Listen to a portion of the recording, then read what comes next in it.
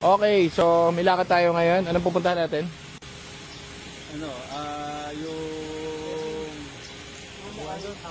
Yung Explorer, saka yung EcoSport. Okay. Okay, Subaru.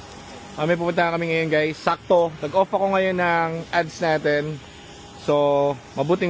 Unti lang yung pumunta kanina ng umaga. So, may time kami yung pumunta ngayon at mag-test drive ng kotse. Test drive namin to kila sir, tapos na to. Retiming, tapos na to, no? And everything, hard PMS, tapos na. Lahat. Meron na lang kaming kulang yung, ano yun, wala yung, umuwi yung suspension buoy natin. Sira yan. Babakasyon eh, kaya waiting lang to, baka bukas eh. Yung lumalagotok, parang may unti kami naririnig na tunog. So, testingin na rin namin dahil, eto na, testing naman dati pa, pero kailangan pa rin. Pupunta kami sa malayo ngayon, so ito na yung next natin. Ito for release na, tapos na rin to.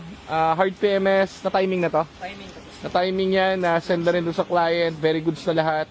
Ang hindi lang namin matapos, kasi gusto namin perfect eh. Yung pintuan sa likod, ayaw mag-lock, so dadalhin to ngayon sa, saan yan?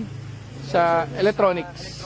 Electronics natin dahil gumagana yung lock niya. Ang problema niya is yung, yung wire papunta ron sa likod. So, ayusin.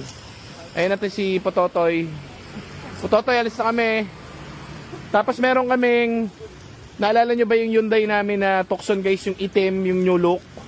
Dinala na sa talyer yon sa mismong Hyundai Commonwealth, kukuhanin na mamaya, no? Bumili kami ng bagong turbo for that, di kami nagtitipid ng kotse, so palabas na yun mamaya.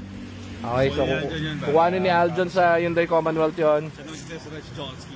Okay, so ayan, babiyahin na muna namin to para matesting.